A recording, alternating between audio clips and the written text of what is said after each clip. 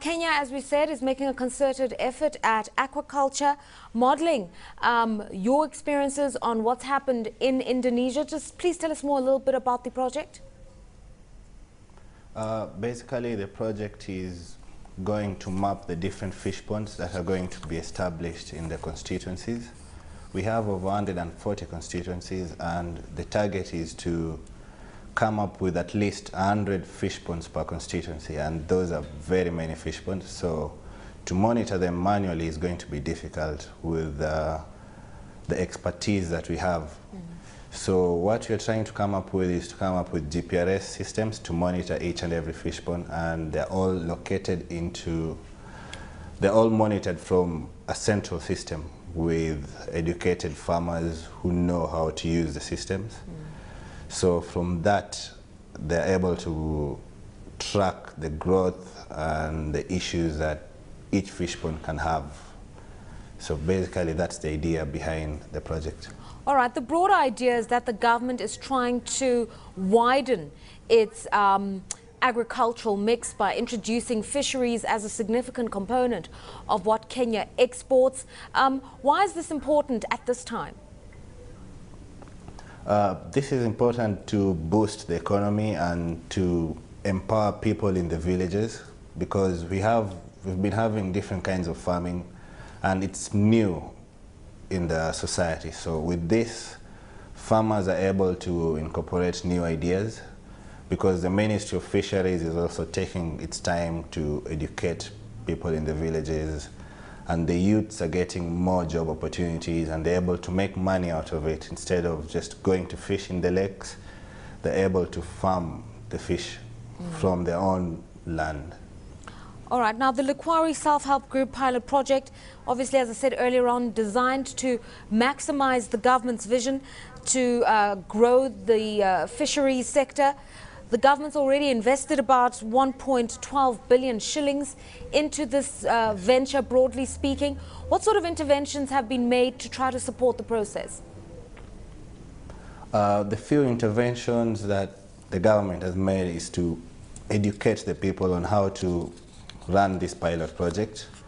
And apart from that, they're supporting them with experts who know this type of business. And apart from that, there is the marketing.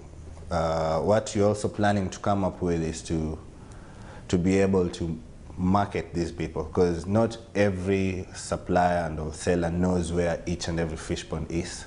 So if you come up with a system where you're able to send a message to a website which keeps on updating where these fish ponds are, where the stocks are ready, so the wholesalers are able to go online and see, and they just go with their trucks and buy directly from the farmers. So it cuts down the cost from both sides. Now, Voices of Africa, obviously the organization you work for, is also integrally involved. You've installed computers that are linked to a GPRS, and that's helped many of the burgeoning fish farmers to monitor their fish stocks. Tell us how this technology is working in tandem with this broader vision. For now, we are still having a pilot project. The initial step is to manually monitor it. They have information in such a way that a farmer will come from all sorts of directions to ask questions at the centers, and we have the information readily available.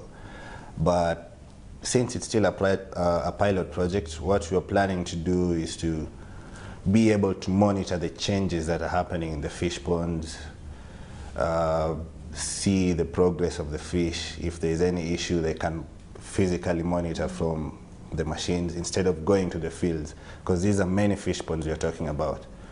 And from that, it helps them a lot. And apart from that, what Voices of Africa is also planning to do is to come up with an online website where it's constantly updated on each and every fish pond, where you can go and access fish that is ready. So instead of going to each and every fish pond, you just go to the website.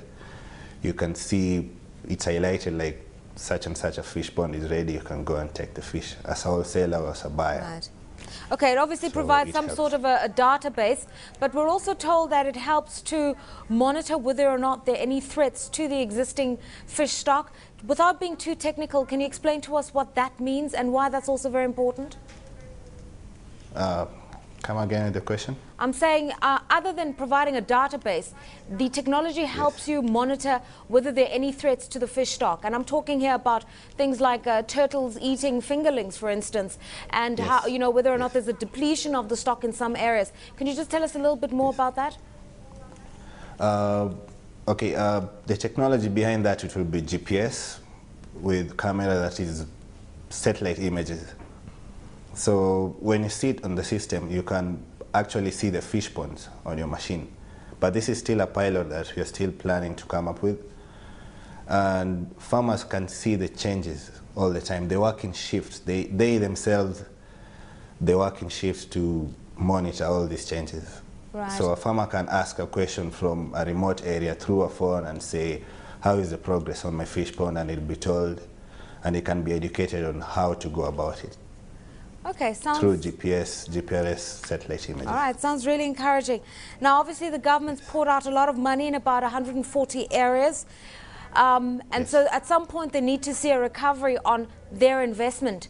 But when you look at the case of Indonesia, upon which this project is being modeled, there was a problem once the government pulled out and withdrew its financing. A lot of these fishing projects were not sustainable because the smallholders just couldn't keep up the momentum on financing, of accessing markets and the like. What's being done to avert that kind of situation unfolding in Kenya? The difference with our project is that all the farmers are educated on how to do these things on their own. So they are running it, they are being educated in such a way that if you look at the fishing industry here in Kenya, 2 years ago it was producing around 4,220 metric tons per year. But now it has increased to around 11 million tons a year. And the land that they're using, it's around 1.4 billion hectares of land. So it's growing significantly. And while it's growing with the technology incorporated in it, they're able to do these things on their own in such that even if the government has left them alone, they can still proceed with what they're doing. Even right now, they're monitoring the progress of the fish ponds, they themselves. So it's a steady increase in their productivity. It's hoped that once this project takes off in the mainstream, we will start seeing fishing contribute about 4 billion shillings to the Kenyan economy per annum. How have they come up with these figures, the government? How can they be sure of that? That's now from the Ministry of Fisheries. They're the ones who've done the research and they came up with the estimate, and it's actually 50 billion shillings per annum.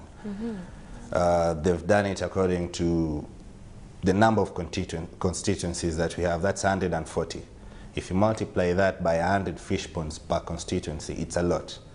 And the amount that they can generate from each and every fish pond, they've multiplied that and come up with estimates, and it's around 50 billion shillings per annum. And that's just something which can grow with proper management and proper skills after farmers have been educated on how to manage their fish ponds. Okay, that sounds fantastic. And finally, I mean, Kenya finds itself at a crossroads in terms of the so-called water wars with another 9 countries that are all wanting better access of the waters of the River Nile. But without focusing on that, I'm raising it as an issue because it does speak to the fact that water security is a major problem in the region. We know that, for instance, Kenya has been plagued frequently by drought, and that's affected electricity generation in the country. So as you embark on a fishing expedition, for lack of a better term, and trying to introduce fisheries into the mainstream, there's also got to be a way in which you ensure that water supply is consistent. Is this a major problem and a threat to this new project?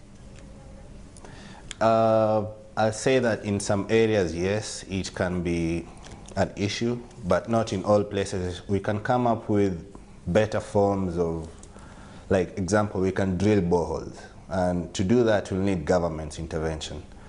And I'm sure so many places, if you drill a hole, you can get water. So we have many channels of places to get water. And since borehole it's hard water. We can come up with different forms of treating this water. It can be pumped to the fish ponds, and it needs expertise in that, and that's where government, the Ministry of Fisheries has intervened by giving the community experts that will help them on how to strategically plan locations of where to dig a fish pond.